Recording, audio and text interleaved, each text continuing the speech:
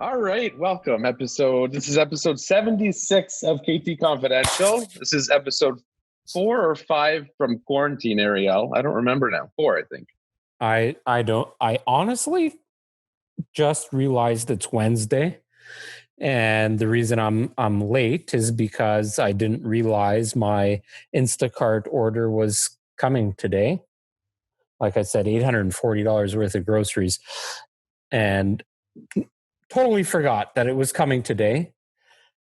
This morning, it said between April 25th and 27th for delivery because there were delays. So it was originally supposed to be the 22nd of April today.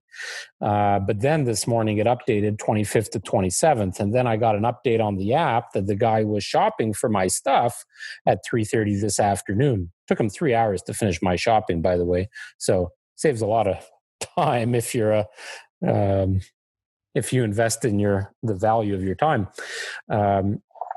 Anyway, I just realized it's Wednesday. It's my dad's birthday, so that's the only reason I know it's April 22nd. And I'm sorry I'm late. No, it's what quite are you guys all right. drinking? So tonight we're drinking some vino. Yes. Yeah, well, today is not just you and I. We're fortunate enough to have Joanna here. Hi, guys. Joanna Venditti from Nesting Story. Welcome. You're the second-time guest. Oh, really? Yes. Oh, I feel honored. You must have said something right. No, we just didn't have a whole lot of options in quarantine. in case you Joanna, didn't, the backup. The only one we felt confident in to do the first 3-person podcast since we've been in quarantine. But I don't know if you guys noticed or if anybody listening or watching has noticed, but so today's Wednesday. We're going to air this on Monday. So there is a few day gap in between while we edit and prepare everything for everybody to watch and listen. But this week was the first publishing of one of the videos we did together, and a lot more coming down the pipeline. This month we were planning to do some exciting stuff with you, but anyway, so this was the week that we started putting out some content with you in it, so it's quite timely that we've got you for a chat with some wine tonight. Well, I'm so happy to be here. I was kind of like low energy today. And then I was like, do I cancel? And I was like, no. We always have a good laugh, and we always kind of like feed off of each other's energy. So I'm already more awake. We were excited to have you on. Well, last week we were going to I'm going to pour myself a glass while you talk, Adrian. Highway 101. Yeah, go for it. Highway 101. I want to give him a shout out, and I want to give your guy a shout out. Glenn Barley. Is that where you got that? STEM Wine Group. Yeah. So I got a case of this Highway 101. It's a cab from California, not available in the LCBO. I splurged a little bit because if I'm going to order a case, I was hoping to get something that I would actually enjoy drinking. Not bad. I wouldn't value it at the $28 a bottle. Probably more around the low 20s, but it's quite enjoyable when you're here in quarantine. And if I don't finish this entire bottle while I'm talking to the two of you, I would be very, very surprised. During the podcast, that's what you think will happen. That's the goal. I want to see this. I'm already one glass in. I've just poured my second, so I've got a bit of an advantage over you. Oh, so no, not really. Let me explain why. And I'll take the stand here for just a second and stop talking afterwards to let you guys chime in. But I discovered a brewery/distillery in Niagara called Storyteller. I don't know if you guys have heard or seen any of their advertisements, but Storyteller, based out of Niagara. So they specialize in gin. They have a bee's knees that comes in slim cans. Delicious. And I don't know why I've taken a liking to gins, and they have I don't know if they call it a vintage or a heritage or whatever gin, their specialty, called Lavender Water. So it's a gin infused with lavender. It's the best gin I've ever had. So as I was waiting for my groceries to arrive, because he came 2 hours late, I dabbled a little bit. So I'm probably 4 shots into the lavender water with my first glass of wine. Welcome to the podcast, episode 76 of KT Confidential. The only gin that I will drink is, lately anyways, I never used to drink gin until Ryan Reynolds purchased the aviation gin company. And I fell in love with his commercials, and I have a man crush on him. So that's all I will drink. Yeah. Have you had the Dillon's? Oh, so Dillon's makes an excellent gin. Mm-hmm. I don't know if you tried it, if you like Dillon's, they had a rose gin. That sounds good. Try their rose gin? I don't think I have. Oh my God. It was amazing. But so I shop here at the local LCBO, which is walking distance at Louis Saint Laurent and Brawny, which is probably the one that you're going to, unless you're going to the one on Main and Brawny. Main and Brawny. Yeah. Neither location have the rose gin, so I don't know if they've discontinued it, but Dillon's is a preferred of mine. Yeah, it's good. That's a good one. I like gin. So what are you guys drinking tonight? I'm finishing a Spanish wine because I'm doing these wine 101s on Sundays through Zoom. So someone from my CrossFit gym is hosting them, and they assign a wine each week, and she's kind of a sommelier, and she's teaching us all about it. And on Mondays, I'm always super hungover, but it's super fun. And then I'm moving on to Leaning Post, Cuvée Winona 2017. I am drinking. Do you know what the cost of that bottle might be in the LCBO? This one, I believe it is around, it's like the $20 mark. Yeah, around that. Perfect. Heather on our team just published a blog, which you can right now get under 20. Top wines under $20. Her top wines under $20, and I think that's the key, is keeping it under 20. What are you drinking, Adrian? A Rioja or one of your new deliveries? Yeah, Glenn suggested Adrian's something. on his like third case of wine since we're in quarantine, by the way. It's only partially true. Glenn suggested Baby Brunello, and it's something that I wouldn't normally go for, so I thought, what the heck, I'll try it. So this one is, I'm not even sure how to pronounce it, Calamatoni. Anyways, it's so it's a mix of. Why is that bottle empty? Do you have a backup? Oh, I see. You poured it in a decanter. Got it in a decanter. Fancy. How fancy with your lumberjack shirt. Yeah. I'm very deceiving. People have no idea. They just think I drink beer. It's very manly. I can't wait to have you up at the cottage for a guy's night. Anyways, it's a nice bottle. I've been enjoying it. And I think it was $21 per bottle. So I have to admit, episode 76 here with Joanna, I'm quite excited to chat with you. We haven't chatted with you in so long now. And well, I mean, emails and texts back and forth a little bit, but I'm a little disappointed, obviously, with everything that's going on, because when we started into this partnership with you, we were hoping by this time, we'd have some really great listings, that you'd be a little bit more involved with the team. And now here we are, just virtually seeing you for the first time in a little while. Yeah. Life's on pause. It won't last forever. I'm such a positive, like glasses half full type of person. So we'll get there. It's a good time to brainstorm. Yeah, it is. It is. Well, let's get the reason we had we wanted to have you come on last week. We were trying to brainstorm, and it's typical for us. It's like, okay, today's podcast day. What the hell are we going to talk about? And we have no agenda today, by the way. At least I don't. I have no notes, no questions, no nothing for either of you. Very typical of our recordings. But then last week we were like, well, let's talk about how, because we were sick of talking about how COVID-19 has been impacting real estate, which is kind of typical of what you'd expect to hear from us. And Ariel said something along the lines of, well, let's talk about how are you doing, and what are you doing to survive, and how is it affecting you? And then we started saying, oh yeah, we could talk about that and how we're holding up as a family in our houses. And then we thought, well, Joanna's been very active, and your stories have been like nonstop. Yeah. So kind of seeing what you're doing. So we thought you'd be good to bring on and talk about that, to get some insight from your perspective also. Mm-hmm. Yeah, no, I'm surviving. So I was saying this to Adrian before. I'm an introvert for the most part, kind of an ambivert, and I'm a homebody. So I'm kind of built for this.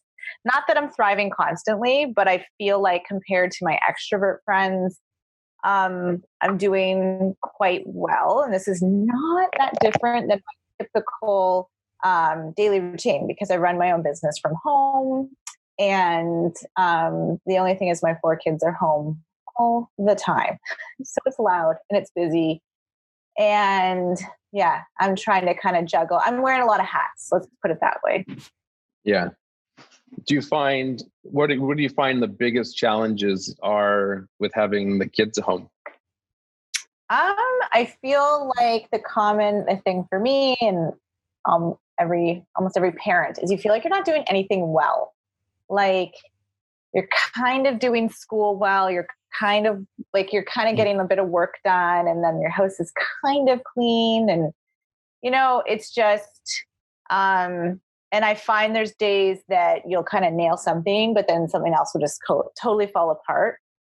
And then I think the quiet, I miss just like quiet moments, and I like to not be having to be disrupted all the time. I think everything's just so segmented right now. I'll go to do a task, but it's interrupted a whole bunch of times, and I'm having to jump all over the place. I find that really hard. That would be the most difficult thing. Yeah, that makes sense. So it's funny you say that, because I never thought of it that way, but I can see, I feel like I can relate to that in the sense that I feel like I've been doing a lot, but I don't feel like I've really done a good job at any of it necessarily. Although 2 days ago, I started really like writing out my itinerary for the day and being very specific, and right down to like allocating 10 minutes to one thing, 5 to another, and then 2 hours for a bigger project. And I would write down what I'm having for breakfast, what I'm having for lunch. And that way I just felt very organized. I knew what I was doing. Some of it I would prepare the day before. And I probably attempted to accomplish more tasks in a day than I normally would, but I didn't go in with a mindset that I was going to complete those projects. I was just going to do a little bit of each project to move each one along a little bit. And I found at the end of the day that I felt very accomplished. It was different from what I would normally do, but I felt much, much better. And I think that's the thing, is like have goals, but know that you might have to abandon ship and maybe prioritize what you want to do. I find nutrition and exercise at this point right now is probably number one, because that keeps me sane. Yeah. Well, that's something I haven't done for a long time. Although I did start 2 days ago. Sort of little stuff, little things. Yeah. Well, we did the CrossFit session with the team. Oh, that's true. I forgot about that. Yeah. That was good. That was a week ago. I think that's what actually gave me the motivation to start again. And by start again, I mean 2 days ago, I just ran on the treadmill for 20 minutes. The next day, I did a 20-minute stretching routine. I just found a video on YouTube, followed along with this guy for 20 minutes in the morning, and it actually felt really good. It makes such a difference. Yeah. I think the big thing for me is trying to figure out the right routine, which I'm intentionally changing every day now to figure out what I like. I've finally gotten into a routine, which I don't think I will change once everything goes back to normal. And so I'll give you a quick story. I took, so my routine now is taking Winston for a walk. And it used to be every morning I've always walked him. I wait until the kids wake up, and once they're up, Natalie's going to do their morning routine with them, and I take him for a walk. And even though I'm up for a couple of hours before, and he's probably up, just panting at the edge of the bed because he sleeps in the bed. But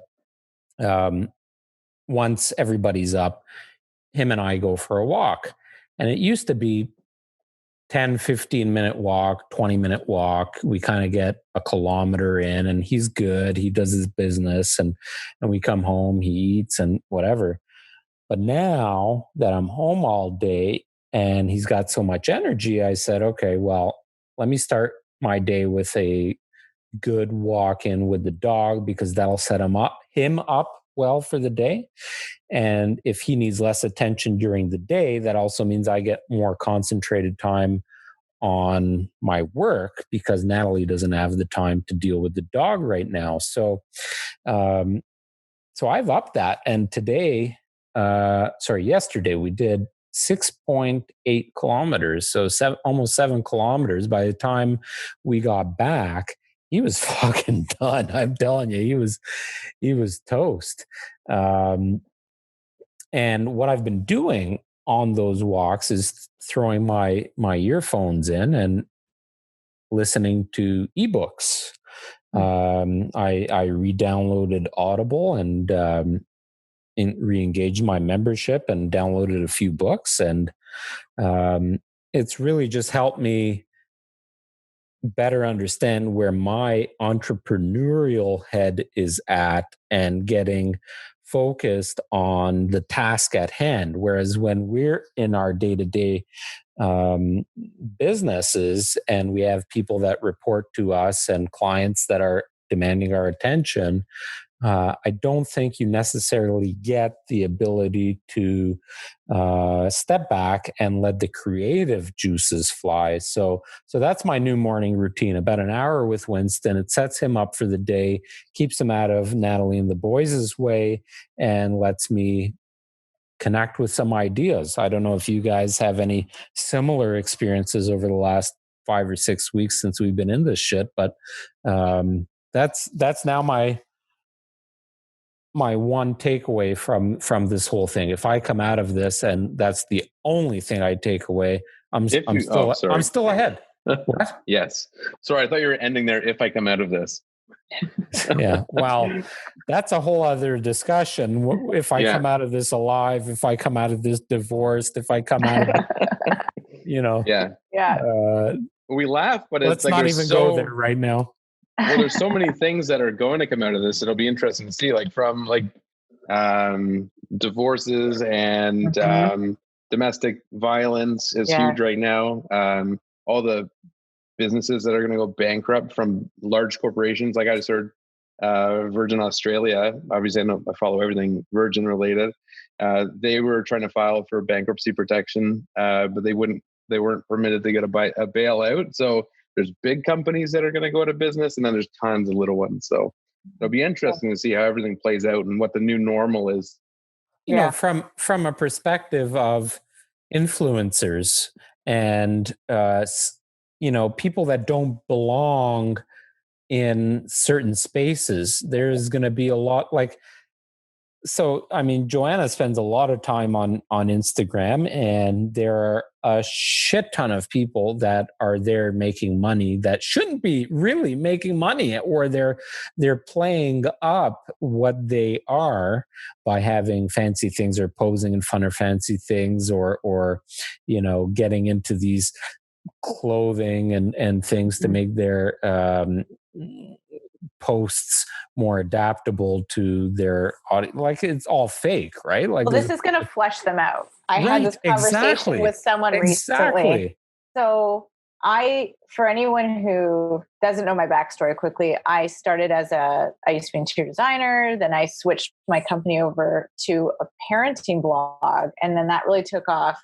And then now I have a big YouTube channel, and I do lifestyle and home stuff, organization. But then as soon as quarantine started, I kind of steered the ship back to parenting more. I had gone really far away from it, but I knew that would be the season I'd be kind of thrown back into with my kids home. But I also knew that that's what people would be looking to a lot, is parenting content and tips and tricks and everything. And I'm such a problem solver that I'm constantly pumping that out naturally. So I like to share things I've figured out and little ways that I'm making our day a little more structured and work a bit better. I never, it's never perfect, but it helps kind of get you there.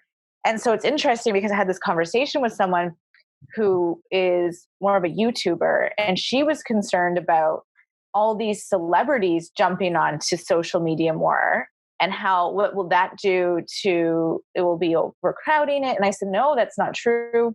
That's going to give more credibility to platforms like YouTube. Like, look what John Krasinski's doing with Some Good News. Have you seen that? His new... No. Are you kidding me? It's like number one trending on YouTube. Okay, so you need to go and check that out. So John Krasinski started a YouTube channel called Some Good News, and that's all he does is it's like a news thing, and he shares good news, and it's huge. But that just shows, it just really gives credibility to a platform like YouTube, and a lot of people thought of it as like fluff or silly, where I've always treated it like, it's my show. It's my own show. I create each week, and people show up and they tune in, and I'm creating content for them. But I think with these influencers, like fashion influencers and people who really rely on these super polished stage photos and these outfits and everything like that, they're either going to sink or swim, because if you can't create substance and tips and everything, takeaways right now, what are you going to provide? And so I've had tons of really big brands reach out to me since this started. And it's not like there's a ton of brand partnerships available. Like, it's kind of, there's a lot of things in the works, but there's a lot of talk about being careful and kind of things on pause, or let's like figure out how we can navigate this, because everyone's trying to make sure they're not being tone deaf. But I've had some really, really like top brands reach out to me directly, not even through PR companies, saying, we like what you're doing because you're being real about what's going on, but you're also being positive and creating content that is useful and still sharing things that I like, because we still have to, wash our hair with shampoo or whatever, but it's relatable, and it's sensitive to what people are going through. So I think that this is going to be really interesting on all those different platforms, and what it's going to do to the influencer world and content creation world. And there's a difference, in my opinion, between an influencer and a content creator. I would put myself more in the category of a content creator. 100%. The influencer world is going to be, a lot of them hit really hard.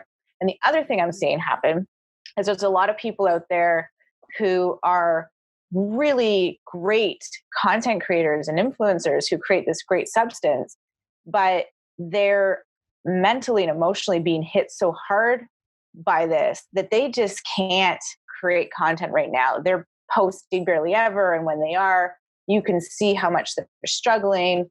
And so that's also tough, because I know that that's hard for people who are looking for something online when they go to scroll, and they want to kind of be like, you're not going there to be more depressed. We're all kind of fighting that anyways. So it's just a really interesting time to see where everyone's going to fall when, I just find, for me, it gives me, I'm doing so many Insta stories right now, because it just like, it's creative for me, and it gives me purpose.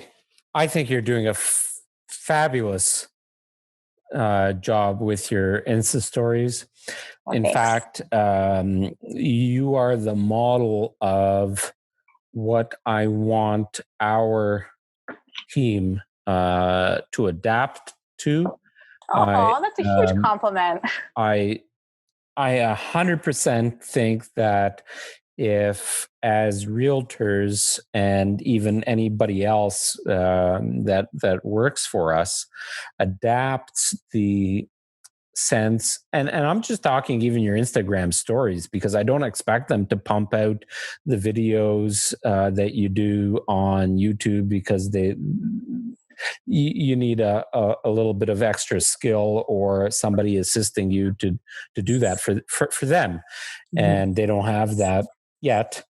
Although I would assume Adrian would probably agree if they are producing at a level that we would probably produce those videos for them. But you just literally get in front of the camera and don't give a fuck about what you look like or where you are in the house or what the hell's going on. I want to correct you. I give a little fuck because I use a lot of filters and I do my hair and my makeup and I do turn the camera away from the mess. So I want to be real here because like there is thought that goes into everything, but I know what you're saying. Right. Okay. So when I'll give you that credit and I don't discredit what goes into what you're but producing. on that note though, I think that is no hang on, it's not your turn to talk. Wait a second. That is what holds most people back though. No, this is bullshit. Don't take over my discussion here. Hey, listen, I'm hosting this. I can mute you and turn your video off. Well, I'll mute you. I'll go watch the rest of my fucking groceries that arrived 2 hours late. I just on that note, by the way, Zoom just sent me a message saying that we were allowed to go past our 40-minute time limit. Thanks. It was a gift from Zoom. Well, we've only actually been recording for Joanna and I've been here for an hour and a half waiting for you. Right. I was 8 minutes late. Give me a break. Anyways, I think you're doing a fantastic job, and I didn't mean at all to discredit, having proper lighting on your face, having, some kind of a topic to discuss, making sure that you don't look like a total frazzled mess. But,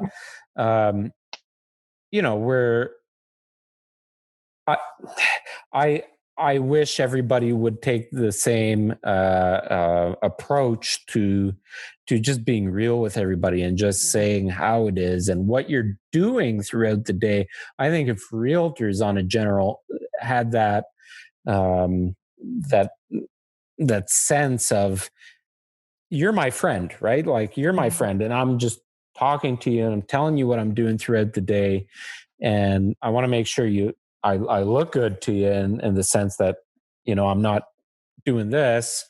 Or I want to clarify. I didn't mean you were trying to discredit me. What I meant by that is that I don't want people when people watch my stories, I try to even today I made a point to point out that I'm using filters. I'm putting makeup on. Like I don't want when I do my stories, because I want people to know that they're seeing the best version of me a lot of the time, but I'm pointing that out to them. So I want, they're seeing a lot of highlights in that sense. And I want people to understand that they are seeing highlights. So don't feel like you're having to compare yourself, because I just watched someone's YouTube video who's in the space that was having a really hard time on social media because she felt like the comparison game was getting the best of her.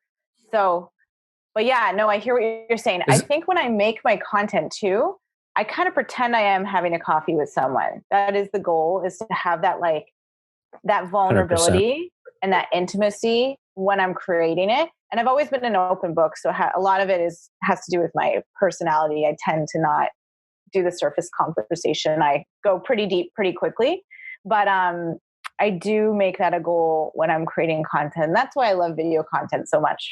So you got to be thinking about your content well in advance, right? Like it's not so for YouTube as an example, let's just talk about YouTube's different. Yeah. So you're not just on a whim or a couple of hours in advance planning your whatever you're posting, are you? Sometimes, actually. Really? So that drives everyone crazy. And I have a team of people that work for me, and it really drives them crazy because they try to get me to create a content calendar so many times, and then I do, and then I never stick to it. So my life drives my content. And maybe that's why it's so relatable. It's not overly produced, and people can tell that it is what I'm actually doing. So for example, my Monday's video was an extreme clean with me. And so I cleaned all the kids' rooms and stuff. And that was decided when I filmed it that day, because I was kind of what am I going to do today? Ooh, that would make good content. And And then as I'm filming it, like naturally some sweet moments with my kids will happen. I don't like to put anything personal on camera, and I always ask their permission, but I'll like catch those. But it's mostly about me, kind of like what I'm doing or how I'm being creative. Like I know for next week, I hope to make this, like I do quarantine hairstyles, like braids and stuff. And I'm hoping to do a video about that. But I have a tendency to last minute, like be like, oh, but I'd actually want to clean out that cupboard and I'm going to film that instead. So there is a real element of, so there's a mix. I do plan my content as life happens, but then I'm very aware of what kind of content I haven't made in a while and what I think people would want to see next. So I've done it for so long. Like I've been doing this for like 5 years now, which is a pretty long time in that space. And so I edit all my videos in under an hour and a half. And I know in my head. You do it all yourself? All of that content creation. Yeah. I've seen story posts of you editing. Yeah. I do all the editing, start to finish. YouTube is myself. I do have someone occasionally come in and just do some back end stuff. But what are you using to edit? Final Cut Pro. Really? Yeah. But with my Insta stories, so it's different. So with Insta stories, I know my beats I want to hit each day because I know that people wait for things. So right now I'm doing this whiteboard on my fridge. It says like what day it is, what day of quarantine, I love that, what the weather is. People really like that. And when I'm watching it, I love it. I'm a fan.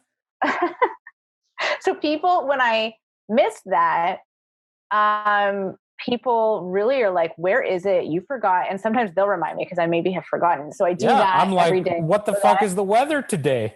I know. And people rely on it to know what day it is or what day of quarantine it is. So it's really giving people, and I've had a lot of people say it's grounding them too during this. And then I'm trying to show my workouts. I'm trying to show my meals now because that's a big deal. So I'm trying to hit those beats, typically my quarantine hair. So I'll do like a braid because that's the whole thing is everyone's roots are growing out. So I'm trying to see braid, how can I like the roots. Yeah. So like I said, I'm kind of built for this. Like I'm trying to enjoy this as much as I can. But when I'm creating the content for Instagram, I know what beats I'm going to hit. And then between that, I kind of let life happen. And then I think about, oh, that would be good to share. Or there's a cute moment over there with my kids, or this worked out really well with schoolwork, or I literally just before I got on here with you guys, sat in my bathroom, locked in my bathroom, and did a whole series of stories just about like having a low day and now how I'm dealing with that so that I don't go into like hell zone, like where everyone is. Like every once in a while, someone dips so hard. So I'm trying to kind of give it also that balance of like advice or being real with like what I'm experiencing, but then also inspiring or being creative and just entertaining too. Like that's another thing. It's like, it's entertainment. It's people are, and I know people are going to their stories right now, hoping for a break from all of this and kind of taking their mind off of it. And so I'm trying to not be too heavy, but also not too unrealistic. Well, I think anybody that's following you right now on Instagram, and I think this is the message that should be out to anybody that wants to grow their Instagram platform. And I'll look at ourselves and anybody on our team or any realtors or any restaurateurs or anybody that's got any inclination of growing their business is that, hey, let people into your life and be consistent with it. And that's the one thing that I can say that I've been impressed with your production of being able to put out a lot of content consistently. So, well, I think with any business, one of the challenging things is the consistency. So it's very time consuming. Like it really consumes your whole life because you've got your phone on you all day. So any task that you want to record in the bathroom. So any task you want to be recording, it basically takes twice as long. because you're stopping to record, you're saying something, you're setting up the camera. It's very, very hard to do. But I think if you're consistent enough with it, then it will, as with anything you do, it will pay off. Yeah. And it becomes easier and it doesn't become so time consuming, and you know when to pull the phone out, you know how to do something, and you know what will, like, yesterday, I think I did this whole thing just that, like, it's so funny. Like the littlest thing people love. Like I was filling my water bottle. I put ice in it. I like threw lime and cucumber and I did it in slow motion. And then I like added like Fresh and So Clean. Like it just, I think some people overthink it too much and overproduce stuff, and you just have to kind of be like, take risks. Anytime I've had something kind of go viral, it's been something that's a bit out of my norm and I've taken a risk. So I had a blog post years ago that went really viral, but right now I have a video. It's probably at like an IGTV video I did at the very beginning of quarantine, and it's I think over 300,000 views, and it's bringing in a lot of growth, which is really interesting because not everything that gets a lot of views will make your platform grow. And it's just me cutting my daughter's hair, and people are really liking it. They're, it's timely. It's what other people are doing. And I wouldn't typically show something like that, but I would think like that shows my boredom a bit. Like that's how I'm entertaining myself is an Insta stories. And it's something I can do on parenting. It's really nice that it is my job. It doesn't feel like work, but I'm able to do it while I'm parenting. I can do two things. Well, not only it's so relevant right now. Yeah. And and social media has probably twice the amount of eyes on it that it normally does. Oh, 100%. But that's the thing here, though. Like, people have to recognize, like anybody that's listening, that can make any kind of income from social media is the way that you earn an income now. This is it, right? That you're on Instagram, Facebook, YouTube, you're publishing and putting out good content. You can make income based on that in whatever you do. It doesn't matter what you do, whether you're a farmer or a gas station attendant. I don't care what you sell or what your job is. You can make more money by being consistent and relevant and provide value in any kind of social media platform right now. Right. And so many people are pivoting too, and they need it to support their new online business. So they're having to navigate that as well. One of the challenges people have, I think, especially a younger demographic, is they don't have the patience and they want that viral video. And it's like not winning the lottery because you can put you can do it strategically, but there's an element of luck in it that it goes viral. And that's, I think, what so many people are looking for. They don't have the patience to play the game in order to get to the level where you can actually sustain your lifestyle and have that pay for. Let me just tell you, your job. I am so friggin' happy that this whole lockdown, quarantine, self-isolation has happened, because every fucking asshole between the age of 15 and 25 that felt privileged and they thought that they could have anything in the world without doing hardly any work, and now they don't have any income coming in. They're going to realize real quick, holy crap, I got to do something. Yeah. I don't think so. No, I don't think so for that age group. I think they're just at home playing video games. They're fucking loving it. Well, you're at home playing video games. What the fuck are you talking about? It's different because I pay the bills. I mean, at home with their parents. Right. Okay. Right? Yeah, I'm loving it because I'm watching so many people really appreciate what I do. So everyone from like people who run a brick and mortar and have to figure out how to navigate the online world, to celebrities who are relying on these huge production teams to make, traditional media or whatever, are now turning to social media and Instagram Live and YouTube. So I'm enjoying that. I'm enjoying people trying to figure out the world I've been in for a long time. And, but I agree. Like, I think a lot of people are having to learn two things. Either things are being taken away from them and they're having to really appreciate their home, something that I've had, partly because I have 4 kids, I had twins, and that's huge and that isolates you. So I've learned how to love my home, and that's what so much of Nesting Story is about. Like, that's my backdrop, is my home. It always has been. And so I'm loving watching people have to really appreciate their home and stay still and not travel and be going all the time. I'm going to interrupt you 1 second. Now that you are quarantined essentially to your home, and this is going to be my question. I actually want to pump out some content on this, Adrian. I know where you're going with it. I agree. Do you? Oh, yes. Do you? Okay, say it before I say it. Well, no, you finish, and I'll tell you. No. I'll be honest. No, go ahead, and I'll tell you whether you're right or wrong. Well, just around the whole premise of, from a realtor's perspective, perhaps, about whether or not people are actually happy where they are. Some people maybe have. I'm a big advocate now of, and we've talked about it, how I think people live way beyond their means, and there's going to be a lot of people hurting right now, and they're house poor, and I think it's an opportunity to connect with them and get them to cut back a bit. And then there's other people that just kind of sit back and evaluate their house and their life. All right, so let me tell you. Was that somewhat along the same lines? Sort of, kind of, maybe.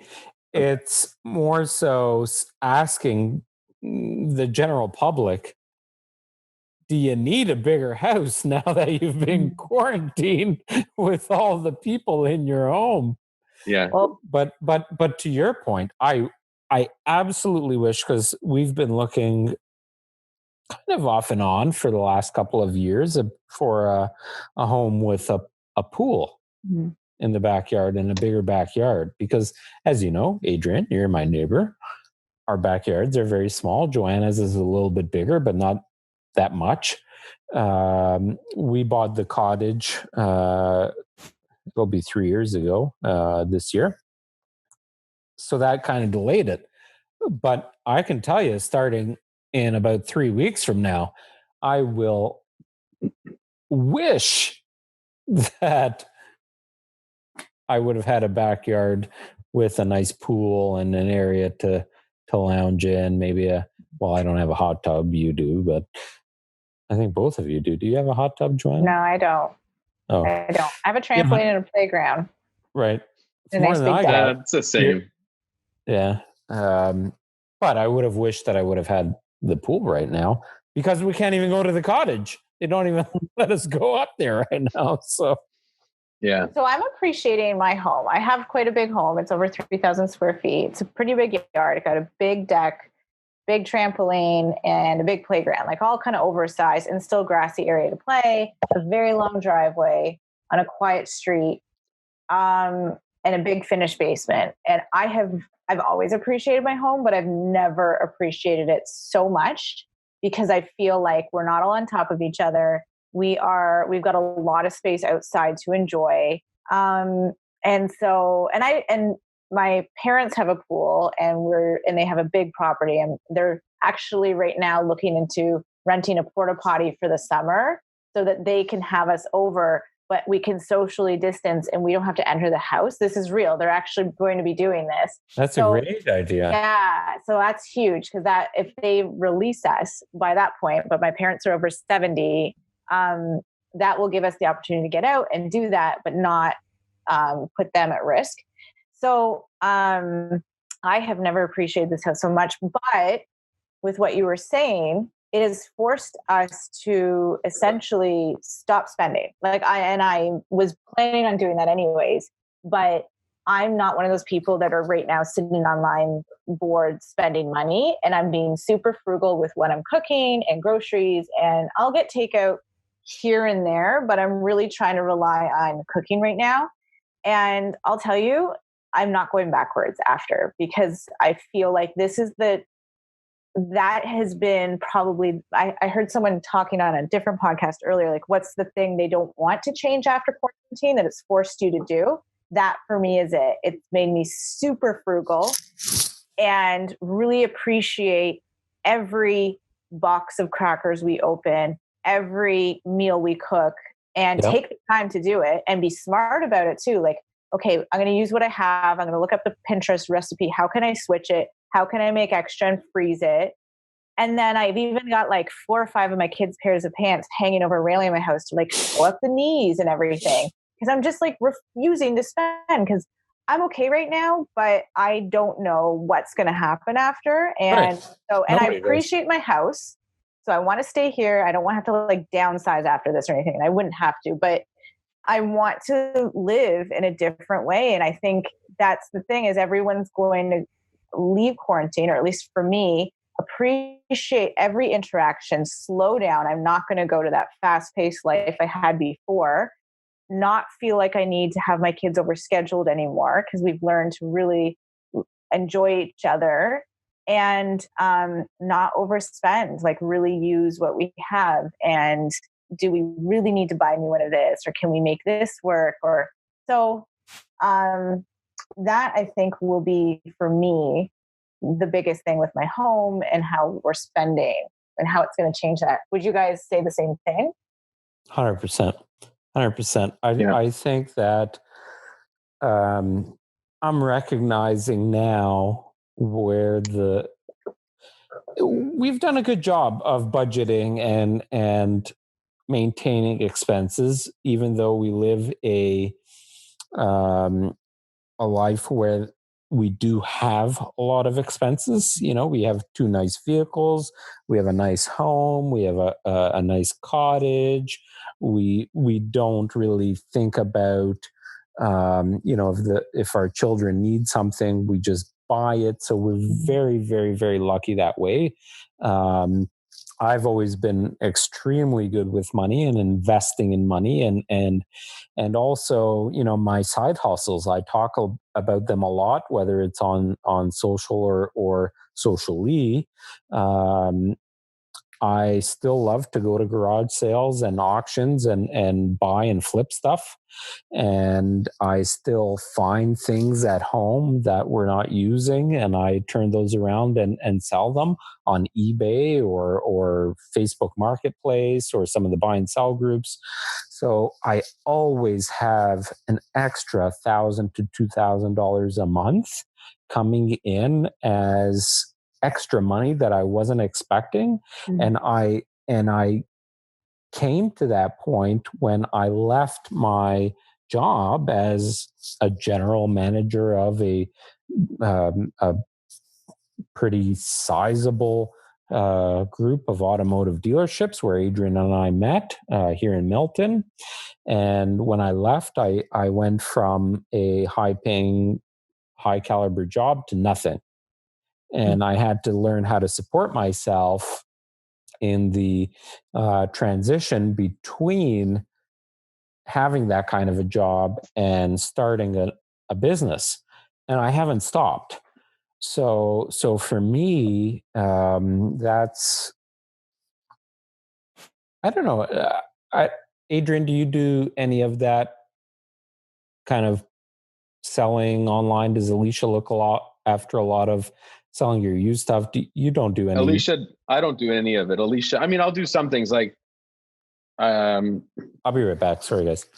Like I'll occasionally sell, I think last thing I sold was like a used set of winter tires, but Alicia does a lot of that. Do you, Joanna?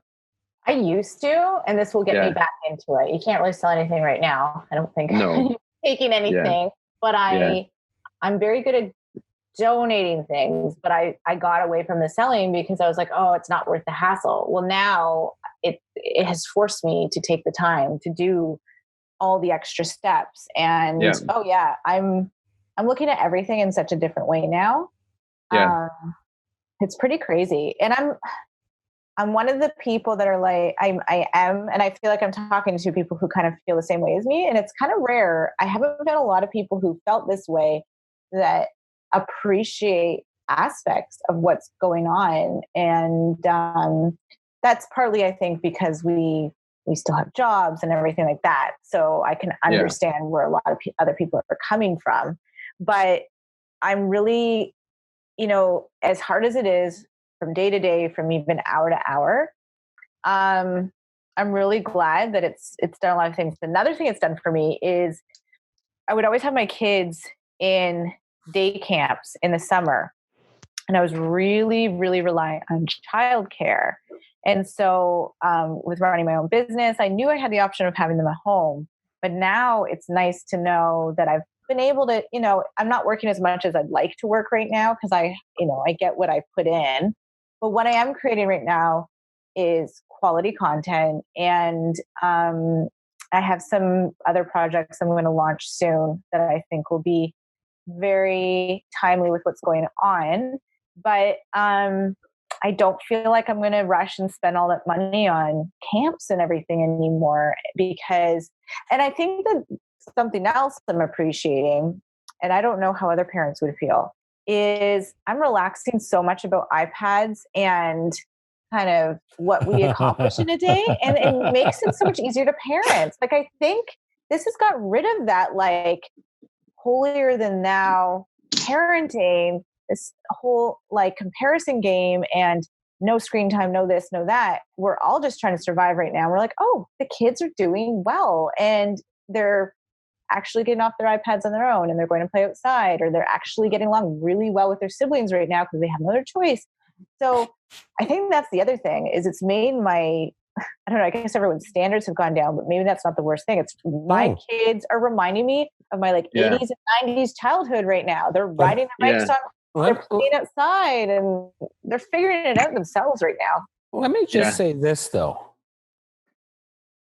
When, and the three of us are, born in the 80s, we grew up on, at least I did, and I'm sure you guys are the same, on He-Man, She-Ra, Scooby-Doo, and Game Boy, and Flintstones, and Game Boy, and basic Nintendo, and things like that. But there was nothing educational about most of the things that we were brought up with. And now, so as an example, so Jonah has taken a big liking to dinosaurs. Okay, and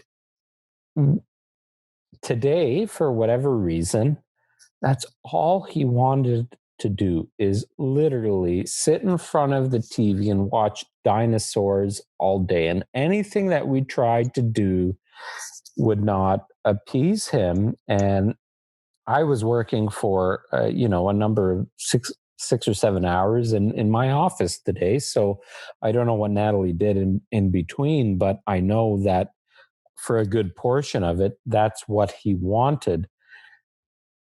The difference today is we're able to YouTube a channel where he gets to watch something dinosaur related that is actually educational. And tonight he pulled up he took the remote himself and put it on himself at not even 3 years old, a show that he wanted to watch and that involved dinosaurs, but also involved the colors and numbers. And he went through each dinosaur and identified the colors and the numbers of each dinosaur. And maybe we had Sesame Street to teach us a few things, but it's a very different world right now to be able to throw your kid in front of an iPad and not feel guilty about it and say that they're actually learning. Yeah. I think that's why, perhaps the reason why there's such negative connotation with it is that comes from people that didn't grow up with it.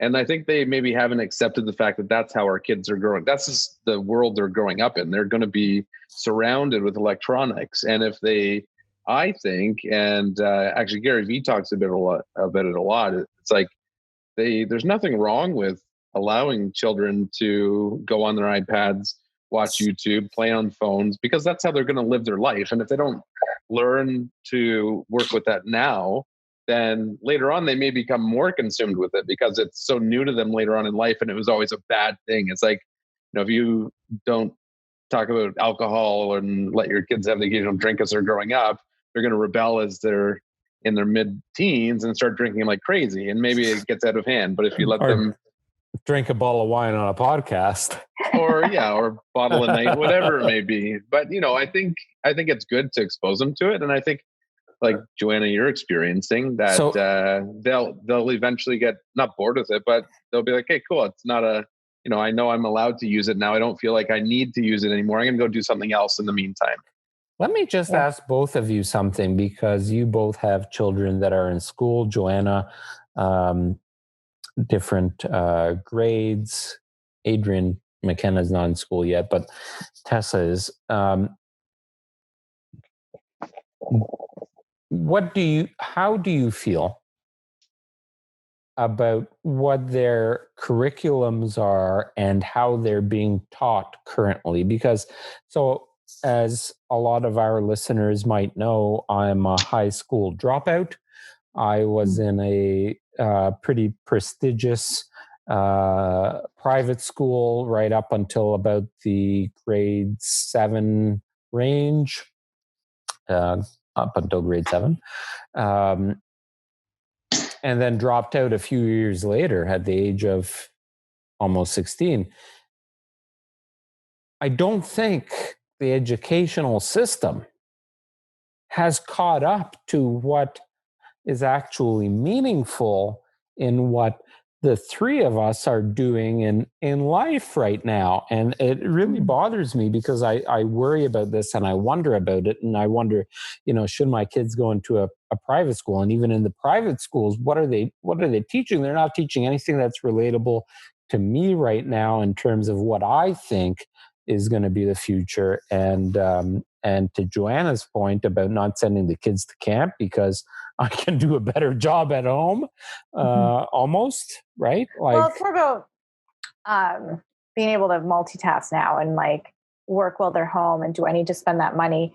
But I'm pretty impressed with what the teachers are doing right now. So I have a kid in grade 5, a kid in grade 3, and then my twins are in SK.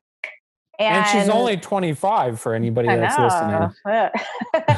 But it's impressive because these teachers they're coming up with a lot. And so my son but they're not putting too much pressure.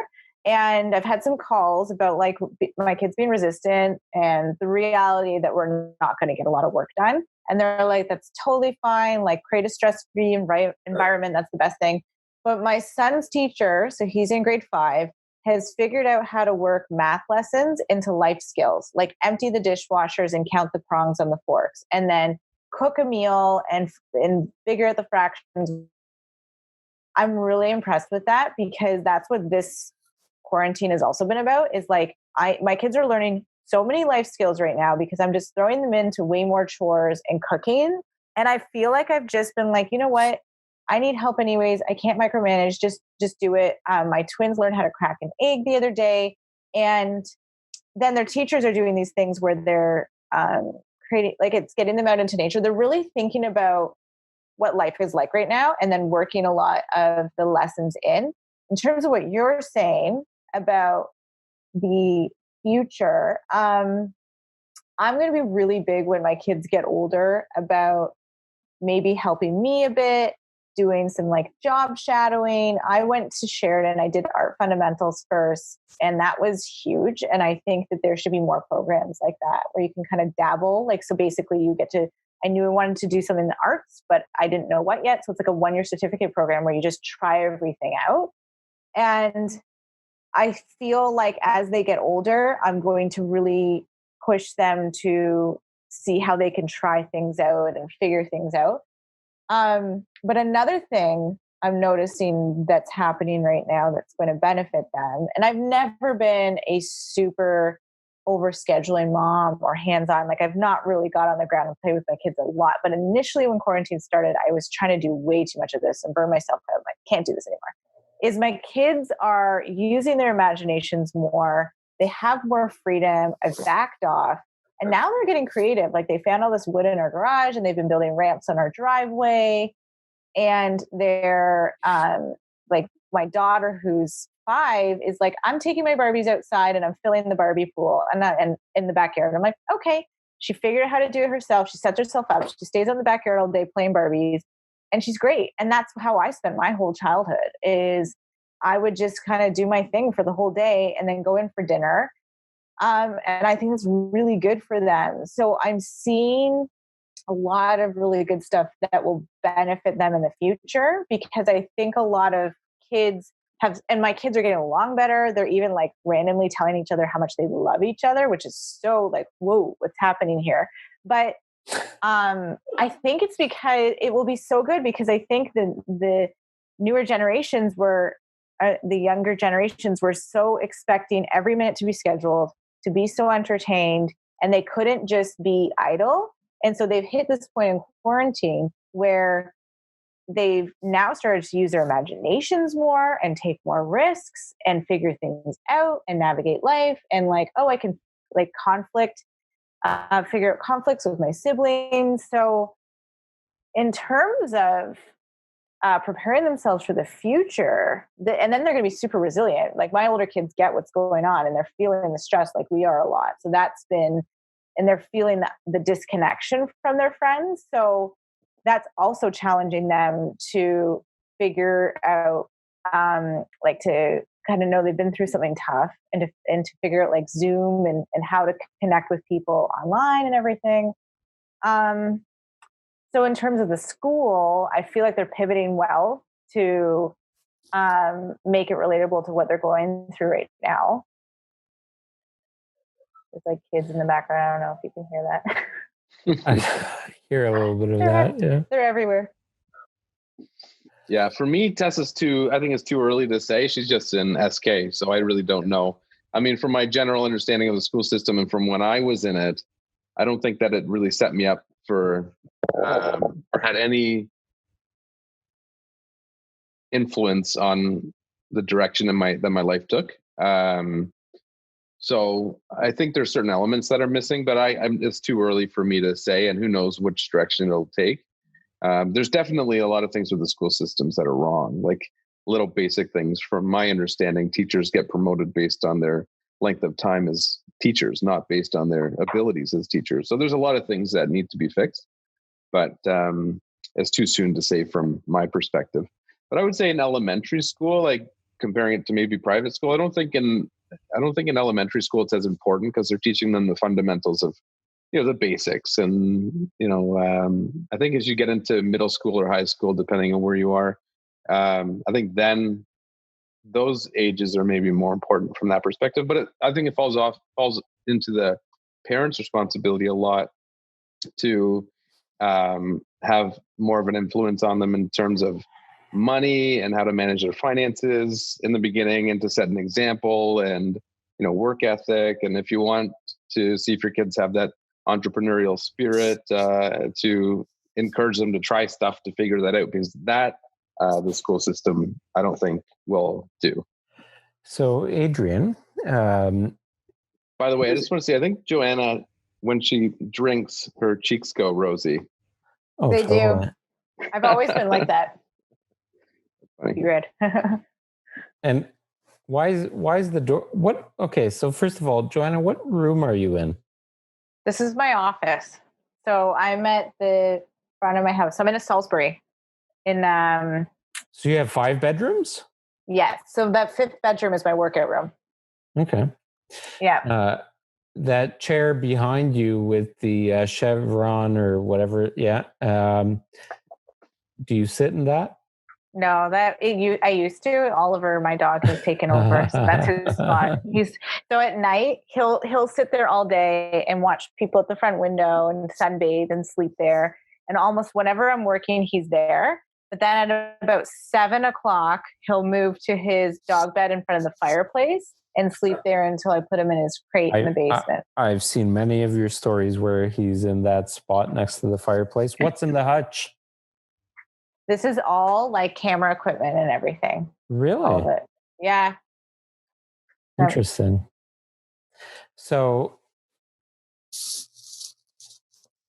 let's just change a little bit the momentum and discussion, and we've been chatting now for about an hour, and Joanna's got people flagging her at the doorstep, and probably want her to get back. They're managing. They're fine.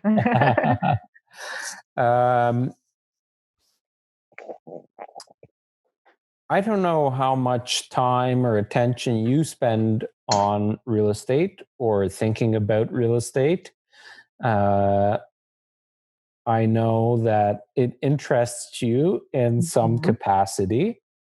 Mm-hmm. Do you have, so, you know, at the end of the day, we're a real estate team, and a lot of people that listen to us want to know or think about real estate or how their property is doing or benefits or whatever. How do you feel the real estate market is right now? Mm-hmm. And how do you feel it might be affected? Like, are you affected at all by it? Are you thinking that, well, you've already said this is a great home that we're enjoying right now, but what's your thoughts on the real estate market right now? I'm just going to throw it right out there. So I'm curious to know. I listened to a podcast yesterday about it. It was like a Toronto Star one, I think, about the real estate market and how just what's happening right now with it. But after this is done, okay, my prediction. Oh, we so have for a prediction. Me, I'm going to give you a prediction, and I'm pretty good with my gut feelings. I can kind of see into the future a bit. So for me, I feel just as certain as I always have that, like, I'm just hunkering down and like, this is my home. I think people are going to be more thoughtful about their purchases and purchase more with their long-term home in mind. I think it will maybe slow down a bit of these like bidding wars and everything, but people are still going to need houses. I don't think there's a lot of inventory. I think there'll be a lot of people who will take advantage of the lower prices once they can shop again. So there'll be those people. But in terms of the general shift, and I was even thinking as we're talking about education, I'm curious, like global pandemic, this is huge. This may have a ripple effect into curriculum because 100%. of how many jobs are going online and just kind of how life has shifted and what's happened. I think this is going to have a ripple effect across the board, and it's going to take a few years, but it's going to shift everything. I think that people will think more long-term when they're purchasing and think more about, I think they'll care more about their outdoor space, possibly, because I think a lot of us are caring a lot about and appreciating our backyards and stuff. And I think people are going to want to get into kind of a stable situation that they'll be in long term. I'm not sure what's going to happen, but I think there could be quite a few people who may lose their homes. I'm not sure. What do you know, or what do you predict? I'm curious. I haven't really paid that much attention about future predictions. Adrian, you answer first because I might ramble. That's a very insightful answer. I like how detailed you were, and very thought provoking.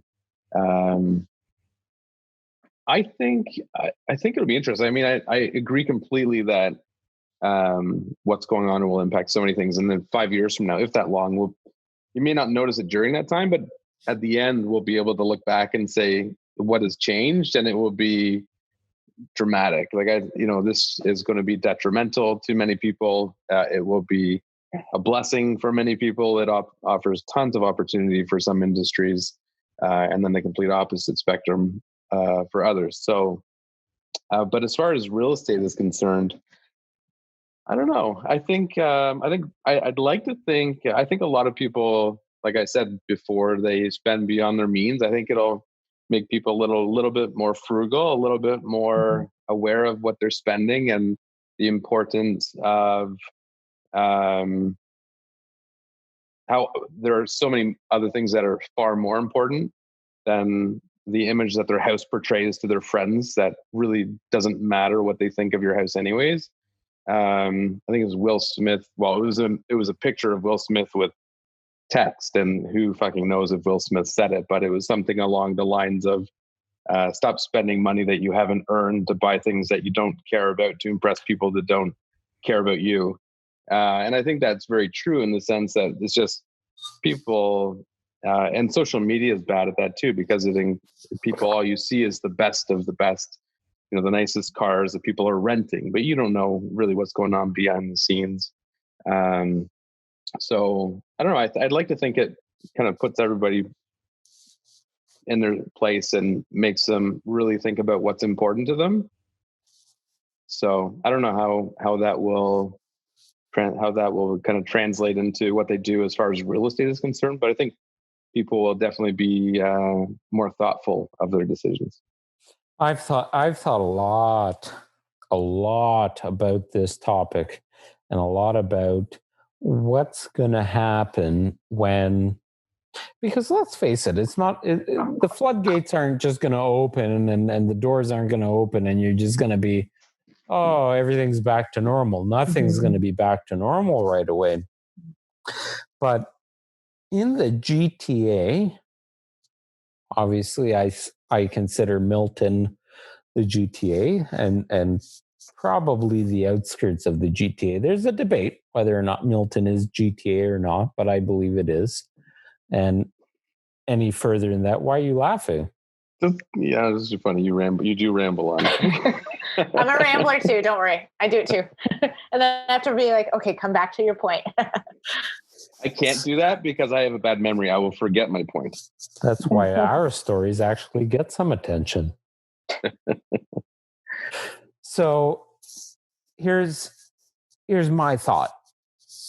Too many people in the GTA, too many opportunities with prices that have actually come down. I've said this in the last couple of posts and podcasts where about 5% has come right off of the market value of most homes.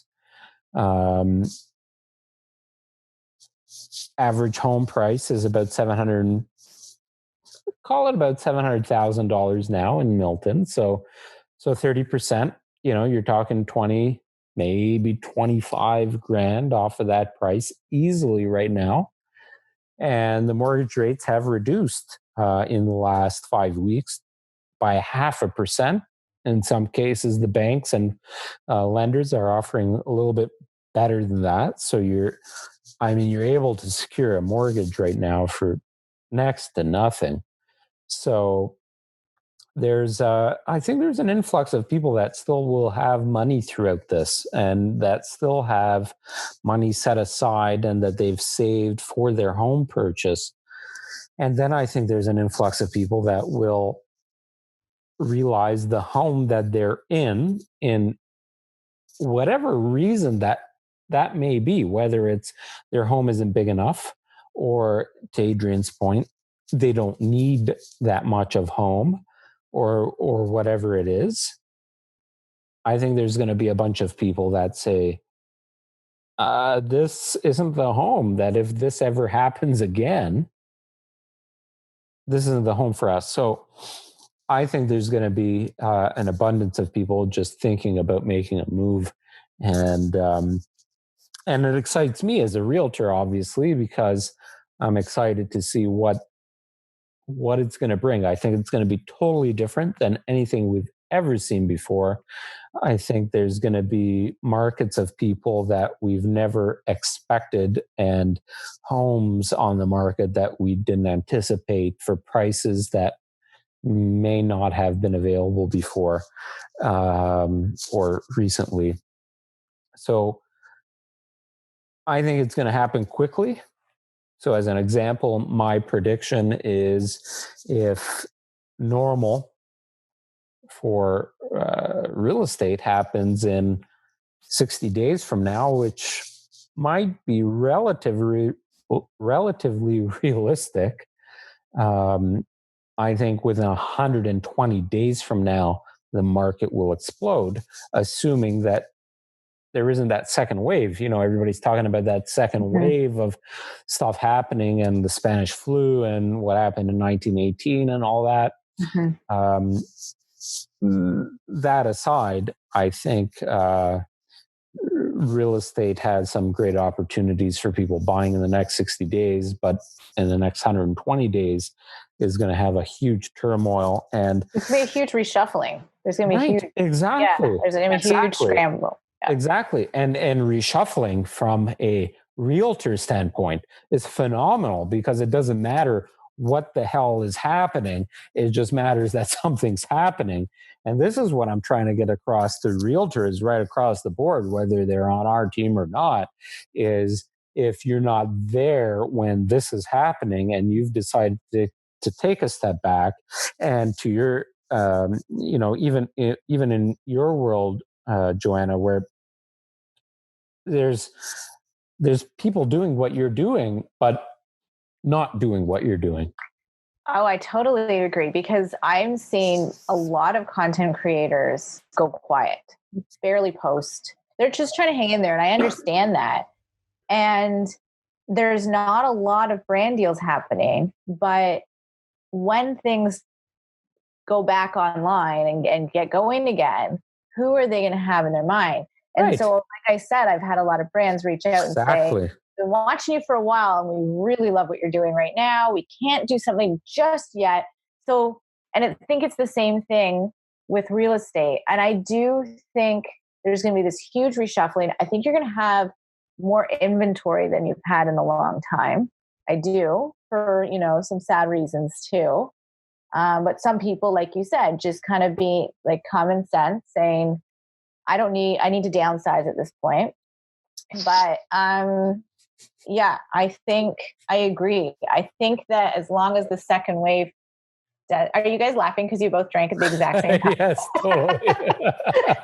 I see them giggling like twinsies.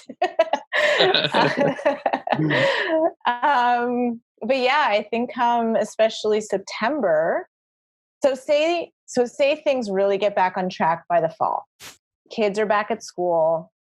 I think that it's going to explode early fall, like September, because people are going to make their move, and their routine's going to start again. Parents will have a bit more free time to do it.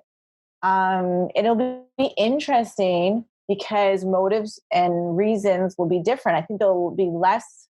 What happened? I think we lost somebody. His bottle of wine got to him.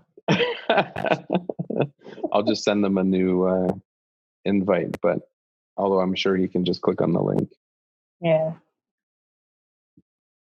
That's random. Hang on. Let me just email him quick. Yeah. I have this weird thing going on in my AirPods right now. We can end it. The three of us can get talking.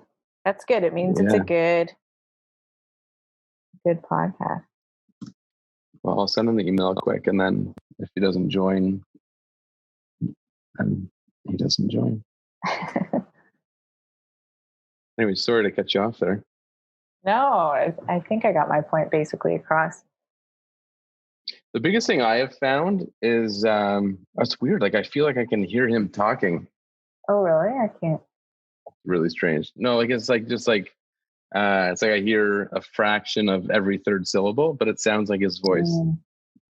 Anyways, the biggest thing for me that's come out of this, and we can end on that, unless you have something else you'd like to talk about, but I have found, like, for me, Ariel and I are still quite involved in the day-to-day sales. Like, we do the majority of the transactions that our team is doing right now. We don't take any new leads, so any inquiries that we get that aren't directly to us, so if it's not an existing client of ours or someone within our immediate sphere of influence, then those are delegated to the team members. Because we have good processes in place, and I'm confident that no matter who is working with a client, on our team, that they're always getting the same level of service. But we're still quite heavily involved in the day-to-day sales. And I found in the few short weeks that we've been in quarantine, there he is, that my efforts, like I'm gonna, as soon as we're done with this, I don't think I'm gonna change the way I'm working very much. Like I feel like I'm gonna take a big step back from the hands-on aspect from a sales perspective. And I'm really going to hunker down and focus on the business aspect of it. Like one thing I've really enjoyed, and I think will be very helpful in expanding the business, is focusing on new initiatives and marketing campaigns and stuff like that. So for me personally, I think that's what I've really taken from the whole experience, is that I need to change my focus business-wise. And take on more of that ownership role and less of the sales role, and hand that over to the team. So I'm excited about that. Yeah, that's cool. It's funny you say that, and I apologize. My laptop decided to need more juice. Can you allow me to re-record, because it's it's now a second clip for me. Just taking on what you were just saying. There you go. For me, everybody that's employed with us, and I'll say us because now we have multiple businesses, but I think everybody needs to recognize that this is a time really to just sit back and understand what your next 12 months look like, right? Like what does what can the future look like? What am I able to do now that will benefit me in the future? And I'm almost at the point where I won't even look at anything on Facebook at the moment, because we're posting on there on our team and our personal pages, and I'm on there a couple times a day just seeing what's up. The gist of everything that any of my friends or people that I follow or businesses that I follow are that stuff I don't really care to hear at the moment. It's funny you say that, because I don't remember, I think it was Joanna, well, you mentioned the thing about YouTube, and I can't remember the actor's name. Oh, John Krasinski. John Krasinski, about how he's putting out a lot of positive content in news articles, but Facebook is so negative. Like absolutely every fucking post is just something negative about politics or about. I've been staying away from that too. I use it for my gym group, Facebook group. But other than that, I peek in there for a moment and then I kind of have to get off because it's heavy news articles. Yeah. And that's, I think, it's funny because I used Facebook so much about 5 years ago. And now so did we? I don't spend a lot of time there unless it's within a group. And I really find I go to Instagram. I'm huge about Pinterest. I'd like to spend more time on my own Pinterest, but I'll go through these spurts of spending a ton of time there. And then what are you searching for when you're on there? I'm just curious. What do you actually use it for? Everything, like recipes to how to design a room or a DIY or how to style an outfit. Almost anything instructional. I looked up something today that I thought I was about to Google it. Oh, I wish I could remember. It's funny you say that, Adrian, Google it, and I went to Pinterest instead. Mother's Day is coming up. Mm-hmm. And I dropped the ball on Easter. Sorry, we all did. Did you? Yeah. I don't know. I'm Jewish. I'd never celebrated Easter growing up, and it's big to Natalie, and I dropped the ball. I fucked up. So she's making sure that I make up for it for Mother's Day, and she's like, "Don't worry. There's lots of ideas and tutorials on Pinterest." Mm-hmm.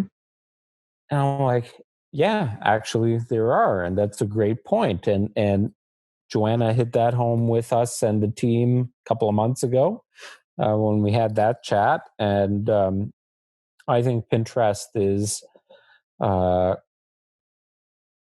don't know if it's going to blow up because it's already big, and it's tough to blow up when you're already big. But I think they're going to get a lot more traction over the next couple of months than they've ever have, if they haven't already.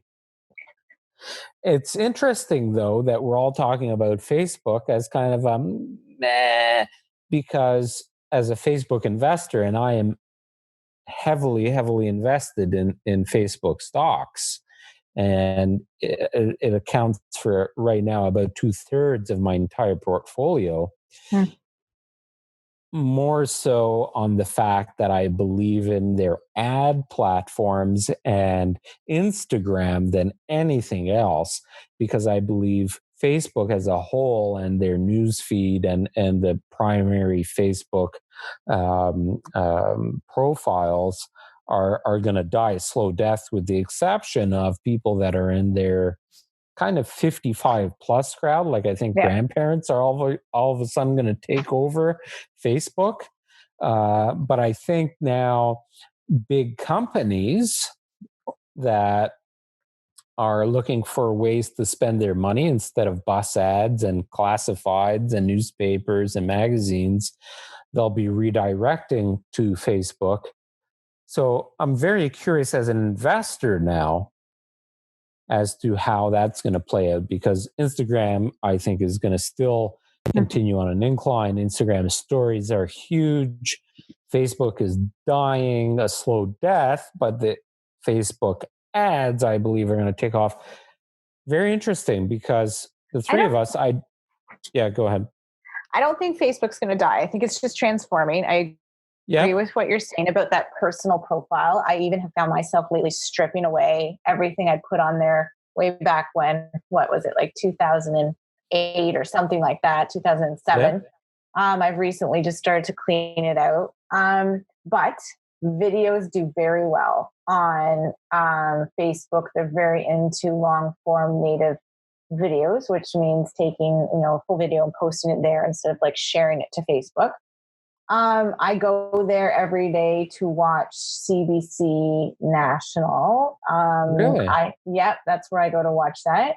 And I think Facebook groups are huge, especially right now with businesses like gyms and anything that has a membership, like very membership base, are really going to have to turn There's a lot to of Facebook neighborhood more. groups.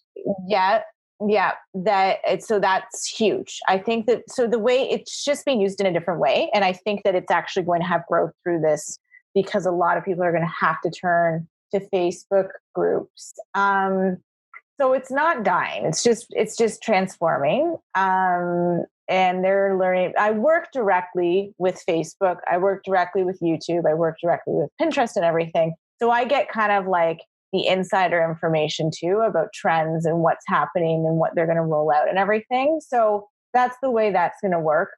Pinterest is showing, I just got an email. I work directly with them about their trends, and there's certain things that are going down, like clothing, but things like home hair, how to do a home haircut, recipes and things like that are going through the roof.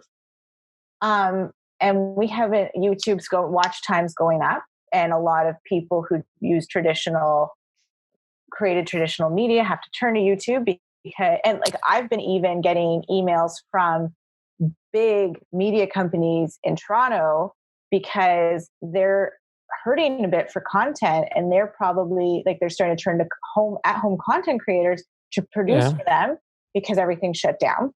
But the thing we haven't even talked about is TikTok. It has exploded And Do you remember the conversation we had when we went for yes, lunch and at you, the Thai and house? you were the one that said, "Oh, TikTok," and I was like, "Meh." So TikTok is like one of the TikTok and Zoom are like the biggest winners of this, because like it's huge. People are bored. They're getting creative. Everyone's like, "I'm going to use it," and it's interesting because I've recently getting inside information about how to make money on TikTok, and I'm seeing people. Yeah. Hang on a second. I remember watching a story of yours. Of my TikTok, how I gave it to my kids. Yes, and you were like, "You figure it out. Yeah. You tell me what to do." How's that going? So they made a few one day, and then so there's a bunch of my kids on there. I'd like to get, again, there's not enough hours in the day, but I have a good friend, Jacqueline Harper. She's in Burlington. She used to live in Milton. She's an interior designer.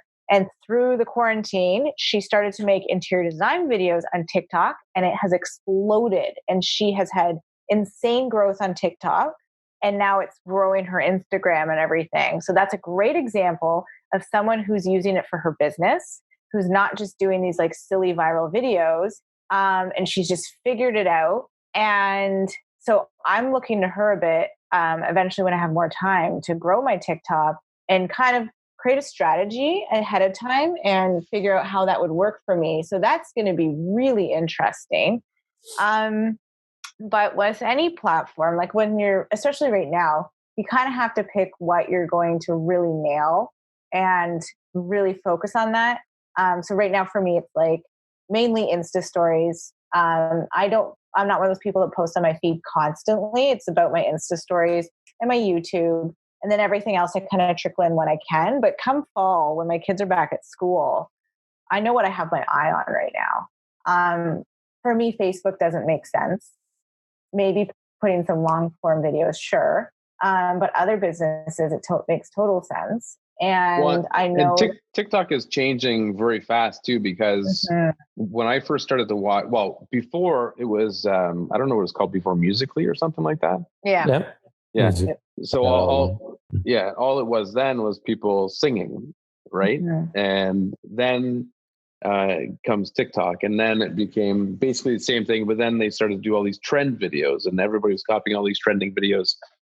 And now it's evolving again into what you're talking about, where now you're starting to see informational videos, and you're seeing like Bruce Willis is doing all these TikToks now too, so I see all his stuff, and it's just he's doing his own kind of thing. But it's funny, or it's not funny, but it's really interesting to see how quickly it's evolving. Oh yeah. And it, like, first there's Facebook and then Instagram, and it's incredible now at the rate that things grow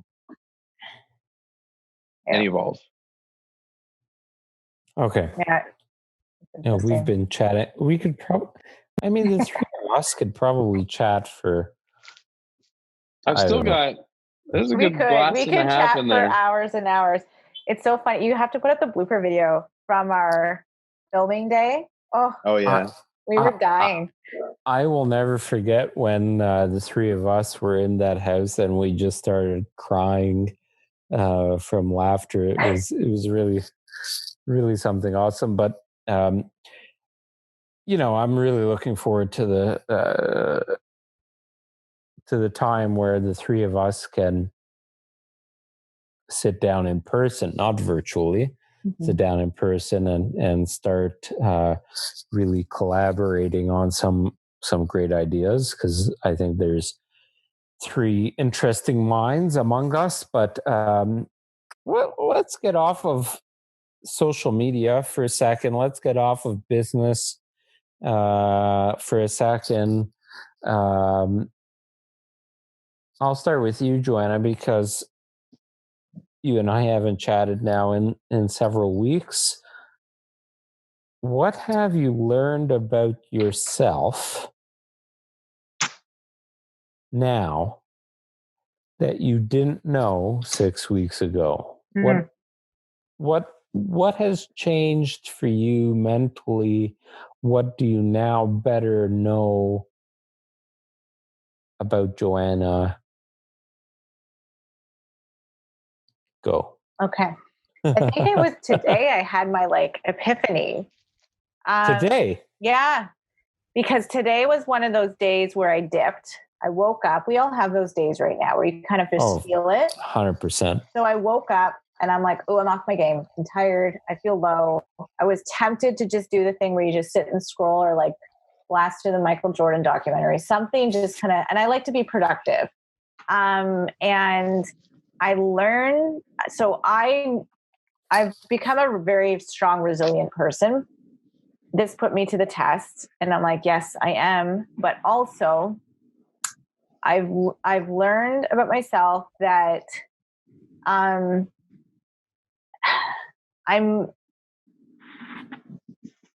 a couple things that, so I've learned how to like drop perfection a bit and kind of find that balance and that middle ground, and also to kind of on these days where you feel like I can be kind of like an all or nothing person, and to find that middle ground where I can slow down but not stop, and I can hack away at a few things and get things done on those hard days.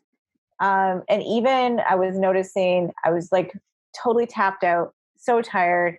And the old me would have been like, go, go, go, go, go, quick, quick, quick, and tend to bark at my kids a bit when I'm in one of these moods. And I was in one of these moods today, and I was able to like really thoughtfully and like talk to my kids and say no to them about something maybe they're pestering me about or that would set me off before, in a kind way, but at the same time, like shut it down. So I've realized that I can be much more intentional than I had before.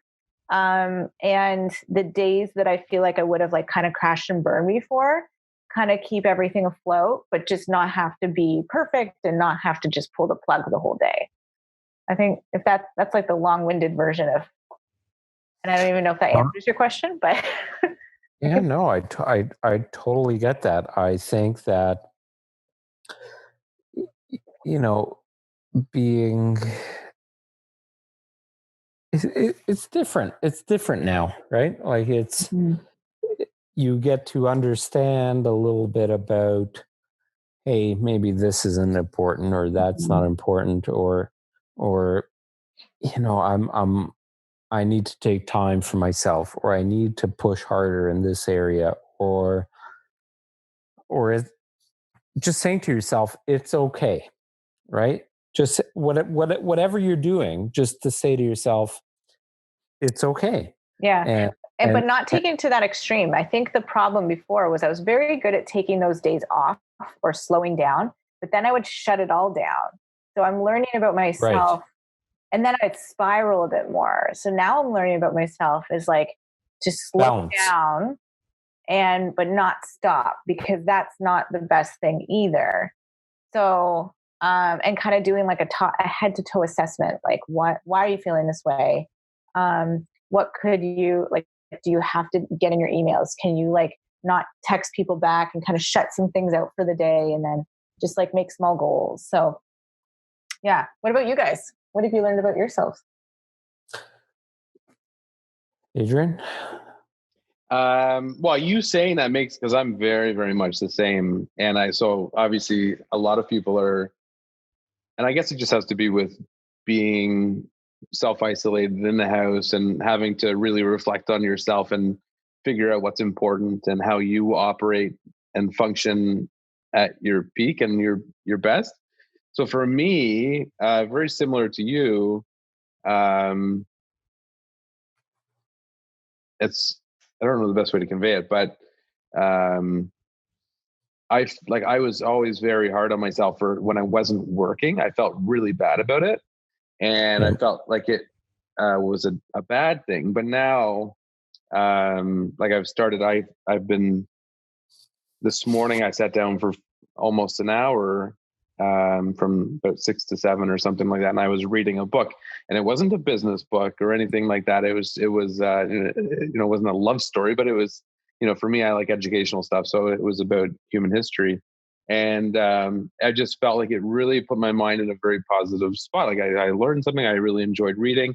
Had nothing to do with work, so it didn't contribute to my productivity directly, but indirectly, I think that it made me far more productive throughout the day. Similar to like a few days ago when I started, and I mentioned this to you, I think maybe off camera, Joanna, but how, the other day I started writing down a very specific list of tasks throughout the day.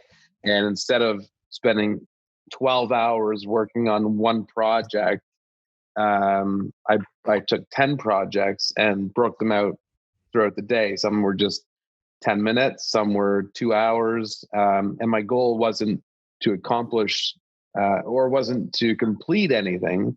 It was to pick away at each one. And normally I would feel like, oh, I have to get that job done. So I would spend so much time focusing my mind on it. But at some point it just becomes numbing and you're not productive anymore.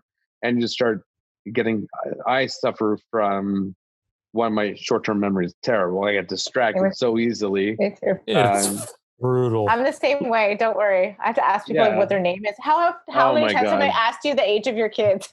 Yeah, like I'm terrible. I can't remember what it was yesterday. I did something where I had to go on to Facebook to do something. Like, let's just say I had to go into Facebook to schedule a post or something. Your long-term memory sucks too. Yeah, but like I ended up like an hour later, I'm like, why did I come onto Facebook? I don't remember. And then it took me forever to figure out what I was trying to do. Yeah, but I find, so for me, I find if I have structure to my day, like very specific structure, and I stay like, if I have a task from 1 to 2, when I hit 2, no matter where I'm at, I stop and I go on to the next task.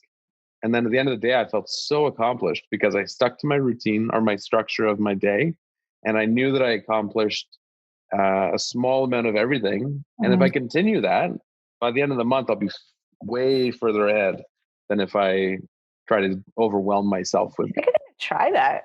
I feel like that we're very similar. I think I heard in a behind the scenes discussion that we're both not great at math either. So I feel like we're cut from the same cloth. So I feel like that would work for me too. Like I'm gonna try that. Yeah, I was like, this is weird. Like I just set aside 5 minutes to do this little task, but by the end of the day, I felt really, really accomplished. I got you both covered on the math portion of. That's why we work well together. I don't like math, so I'm very resistant with it. I think that's what it is. Like I'm just like I don't know. So what about you? What have you learned about yourself? Well, first of all, Adrian should never comment about you and I rambling on too much because he just fucking rambled as much as you and I do. What I've learned is that, and I'm not much of a chest pounding kind of guy. Maybe at home, I'll say I'm good at things or whatever. I have learned to accept the fact that I am a genius. That's what I've learned. I've learned to accept the fact that it's okay to have a lot of interests because and this is something that Adrian and I never really chatted about, and he's probably recognized over the years, but in the last 10 years at least, as I've grown as an individual and grown my bank accounts and my investments and my businesses, I have a tremendous amount of interests, and cooking as an example, food as a primary food, but cooking especially is a big interest of mine that I've neglected probably over the last number of years, probably 6 or 7 years since our business has really taken off,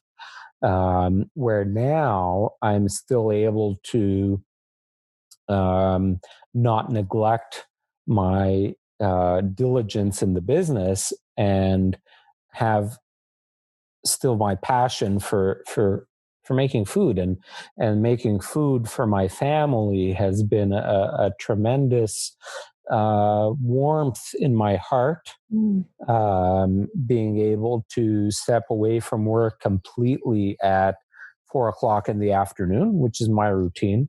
4:00 in the afternoon, I step away from work completely.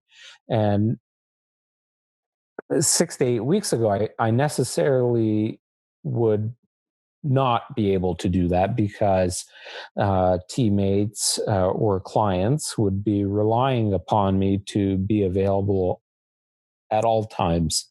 Whereas now, from 4 to 6, my phone is put aside momentarily, and my passion for creating meals that my children will sit there and say, Dad, that's yummy, I want more, really is melting my heart right now. So that's where my passion is. And then the other side of me, after everybody's asleep and Natalie likes to unwind by watching her shows. I'm not a big fan of TV myself, so I'll either work or I've recently learned to start playing the guitar. I've also recently, Adrian, you'll appreciate this, started to play video games. Like, what's your PlayStation name? I couldn't even tell you. I have no idea, but I've signed up to this $13 a month program that gives you, I think it's called PlayStation Play. It gives you like 80 games, and that's cool because when I was really young, I was playing video games because that's what I grew up with: Nintendo, Sega Genesis. Anyway, so I've learned to just appreciate what I like.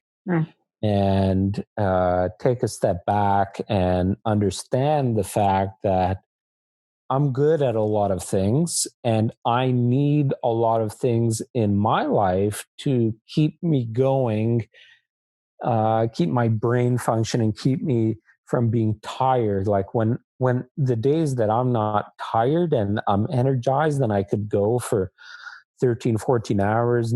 I don't need a nap. I don't need, whatever.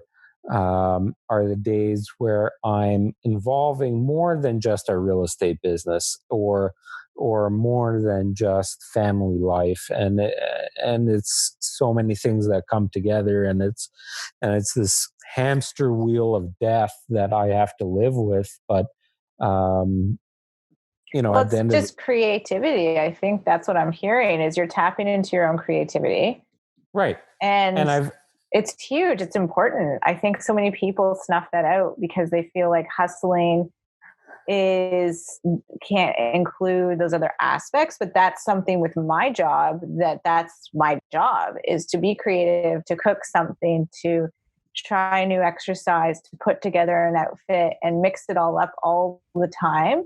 And those are the days where I thrive, when I'm kind of working in my hobbies and perfecting something that I enjoy, if it's gardening or something. So I think it'll be interesting too, and hearing the way you both are talking about how this has changed the way you're working. And now, although you might not be putting as many hours in, your productivity has gone up. And so I'm interested how after this is done and everyone has the opportunity to go back to their offices, how many people will actually go back into their offices? How will businesses restructure their whole team's day and try to incorporate, earlier times to leave, to go make dinner, or to work in creativity, or to how to segment your tasks into a different way. It's forcing us all to think outside the box, really. I feel like a ton of synergy here because I'm a huge advocate of this, and I don't always act on it. I'm very guilty of quite the opposite, more often than not. But in the last couple of years, I've been working on it, and I believe that, like looking at families in the hierarchical structure of, a lot of people say, well, between, in the family and all the different people, who's most important as a parent. And a lot of people will say, oh, the kids are, they're the most important. They're my priority. Or some people say, oh, my spouse is my priority and they're my focus. But I genuinely believe that you as an individual are. And I think that if you're not operating at your optimum, if you're not completely happy and focusing on yourself, you can't be the person you need to be for everybody else, whether it's in your family or as a business owner or as a friend or an employee, whatever. So for me, I've been trying to explore that. So that's why I took up snowboarding again, which I stopped a decade ago. That's why I bought my motorcycle. That's why I started playing video games again. And that's why I'm reading again. I'm trying to focus on myself more. And I believe that in all other aspects of my life, things will improve if you take care of yourself. Mm-hmm. Oh yeah. You're speaking my language. That's what that's kind of my whole thing, like of what I create. And I think that's why I resonate with a lot of people. Is like, I carve out time to pull myself together. Even now, I'm not going anywhere, but I do. I carve out the time to do my CrossFit at home and prep my meals and everything. And then, like I said before, I'm still caring for my children well. I'm making sure they feel loved and everything. But I think that this is teaching all of us that we have been pouring our energy into some of the wrong places over the last however long. And I hope that a lot of people learn that lesson through this, is like to slow down, to figure out what's important to you and that you're important. And that other people in your family can use a bit of that space and not have to be micromanaged all the time. And then the next layer will be, once we're out, how much more we're going to appreciate every interaction with each person we have lunch with or grab a coffee with or see at work. It's going to be totally different. Do you think people will still shake hands? I don't know. We talked about that the other day. Did you end up reading my blog, Adrian? No, I haven't yet. Sorry. Or my I'm a very touchy person. Like I will touch someone's shoulder while I'm talking or anything. So that's going to be hard for me. I think a lot of people are running away. What's funny is I had it turned into somewhat of a nightmare last night. I was having a dream and I shook somebody's hand and I'm like, oh, I shouldn't have done that. It's weird. I don't know if it's happened to, so this is totally now off topic and I still have, looks like 2 full glasses of wine left. Are you in boxers? I just saw like a bare knee come. Am I? I feel like I'm watching one of those like Zoom fails. You know what? So I was looking for. This is where the giggles go. This is what happens with us. I was rushing to get on with you guys, and I'm like, oh man, I don't want to be in the office because I was in the office all day, right? The groceries just arrived. The groceries just arrived, so I literally threw pants. Yeah, I literally threw my laptop down on the sofa in the basement, and I said, "All right." So I'm wearing my hoodie. They're like. This is my home clothes. I'm in a hoodie and some Lululemon. They're shorts. Okay, I guess They're shorts. They're not boxers. They might fit a little tight, but they're yeah. It must be the 6 kilometers a day that's beefing me up a little bit. I'm doing a quarantine faux pas. I'm wearing jeans. Oh. I got jeans on too. Are you? Yeah, I love jeans. I wear jeans all the time. Yeah. I put them on like once a week to keep myself in check. I literally haven't put jeans on in 6 weeks. I don't know that I've changed my clothes in 6 weeks either. Could be why Natalie's distancing herself. Speaking of which, you know what? The reason why I wore this lumberjack-like shirt today is because the last 2 or 3 podcasts, we've randomly been wearing, like last week I wore an orange hoodie and you somehow chose to wear an orange hoodie. So I knew there's no chance in hell Ariel's wearing a blue black, brown, and No. green lumberjack shirt. There is nothing like that in my Plaid, wardrobe, plaid. I can assure you. Yeah. I have a plaid shirt. I haven't worn it in a while. Next time. Yeah. Joanna, you're cooking quite a bit in the kitchen, and Adrian, you and Alicia are kind of sharing, but you're cooking more than you usually have. Have either of you made any meals that you've made in the last 5 weeks or so that you didn't make before? I made tons. I pickled onions. Like, who am I? I love pickled onions, like the little ones. Like, I took red onions and I pickled them. Red onion. Yeah, because when I was in Austin last year, they serve it with everything, and I had never had them until then, and it's amazing. And so now I'm adding them to so much. Pickled red onions, some pulled pork, and I've only ever had the little round white pickled onions. Pearl onions. You're talking about you need to pickle some onions while you're on quarantine. Oh, yeah. I saw you were pickling quite a few things. What else did you pickle? No, just the onions. Just the onions? Yeah, just the onions. And then I've been making protein balls. So that's been really good. And I discovered a really good snack with plain Greek yogurt and almond butter, which you would think is a weird combination. It's really good. I've been making like lots of healthy. Pardon? Blueberries with your yogurt and no, just those butter? two. I find it's good with those two. Because I find you put blueberries on like fucking everything. Yeah, salads and my oatmeal. But I've been cleaning. Here's a steak with some blueberry sauce. I would eat that. I love adding something to everything. But I've been cleaning up all my meals. I took out all of the added sugar, and I've been taking out a lot of starchy carbs and replacing my pasta with zucchini noodles and cooking with turkey beef instead of, Now, you have 4 kids. Yeah, I cook different meals for myself and them. I've noticed that, like, you'll be having a beautiful salad and then you're making them hot dogs or whatever. I think that was yesterday. We haven't done that yet, although in some cases I think it's necessary. Nobody asked you to talk yet. Remember, I'm hosting. Watch what you say. So 4 kids.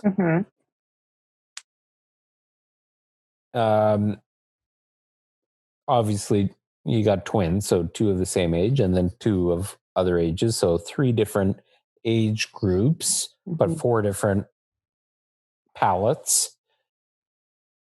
Are you making 5 different meals, 6 different meals? No. So sometimes I'll make everyone the same thing, or I'll make them a version of what I'm making that's just a bit more kid friendly. At the beginning of quarantine, I was getting really fancy with everything and making lots of like big batches of chili and everything. But I've got a bit more basic with them because I was seeing a lot of food wasted, and that was driving me crazy during quarantine. I really am trying to be frugal.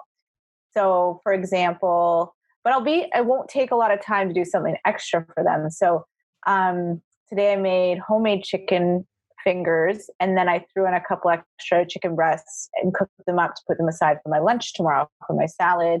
And yesterday I had my son, because they're cooking a lot. I had him make homemade sweet potato fries, just baked with barely any olive oil, and a big batch so that I could then put half of it in the fridge. And I made like a bowl for myself for my lunch out of the other half today. So I'm trying to be smart about how I can cook for them something kind of separate, more kid friendly, but then still be preparing food for myself. But the thing is, like, for example, they love like a California mixed vegetable, like frozen vegetables. I'm finding I'm really digging into those lately with the quarantine just to not have to go to the grocery store as much. And they love those, but everyone loves something different. So I'll like cook a bunch of that. And then one loves the carrots, one loves the broccoli, one. So they're pretty good with their vegetables. They just are weird with things that are mixed. They kind of need to have their meat separate from their vegetables and everything. But I definitely have found the older kids have started to enjoy so many more foods. And so that gives me hope. Like my son used to be so picky, and now he'll eat almost anything. So, or he'll at least try almost anything. So if your kids are picky, give it time. They'll come around. I was amazed. One of the favorite things that Natalie loves that I make is butter chicken. And I make honestly, I make a tremendous butter chicken. And I couldn't believe the kids were devouring it. Yesterday, I made some yellow rice. They started turmeric everywhere, but they started enjoying it. It's really interesting to see as they get older how their palates and all that are evolving. So when you're planning for your food order, when you're going out and grocery shopping and doing all that, you're buying for, I don't know how many meals throughout a week you're buying for, because they're not big eaters. That's the thing. And so they don't eat huge portions. My kids are big into snacking. So I try to have healthy snacks available. But what are your healthy snacks? Like yogurts that don't have a ton of sugar, fruit.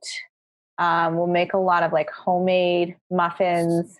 But then I allow a lot of goldfish and stuff. But then I try to push things like hummus with their crackers, and 2 of them love that. So that's good. Like I'm trying to kind of think about where I can get protein into them and stuff. But we don't keep things like chips or pop or anything in our house. But it's about balance a bit. But they don't eat. Adrian has a cabinet full of chips, by the way. Do you? Is that your guilty pleasure? I can't have junk in my house. I don't keep it in my house. Well, that's Alicia and I are very, like, she has a metabolism of a 5-year-old. Like she can eat whatever she wants and it doesn't affect her. And I'm the complete opposite. And I have a problem with, like, I have some chips over here and I'm Do you really? Yeah. Like it's like cocaine for me. Like if there's chips in the house, vinegar. Oh yeah. And I'll get, I will eat it and then I'll eat it in one night. So but her metabolism doesn't make her fat. That's what you're saying. But that's my, okay, I get it. And that's my, and she's not bad. She does quite well. But my point is, from that perspective though, like if I eat what she eats, I'll get fat. Yeah. Mine is peanut butter. Peanut butter's not bad in moderation. I swear to God, no word of a lie. I'm looking at a massive container right in front of my eyes right now. So I've set up a table that I've had in storage. It's actually one that I brought to 85 right here. That's the exact one I eat. Yeah. It just got dropped off tonight. It's pretzels with peanut butter inside of them. What? Yes, I have had that. Oh, that sounds so good. They're like little pretzel bites. Like little. Hang on. I gotta bring it over here. I think I know what it is. They're really good. Okay, I need to swing by. Oh, he's not on. I need to go get some of those. That's why these are nice. I can just walk around the whole basement. Actually, I'll have phone calls. I had a phone call the other day with Ariel, and we were talking for like 45 minutes, and I was just on these, pacing around the whole basement. Oh my gosh. Yes, those are so good. Okay, you need to put some in a little bag, and I'll come by, and you can like place them on the driveway, and then I'll run out and grab them because I need to try those.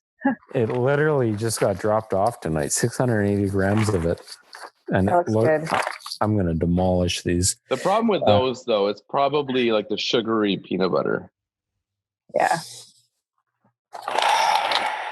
Yeah. Well, it's hitting. Hey, no, man. I mean, 3 grams of sugar per 3/4 cup.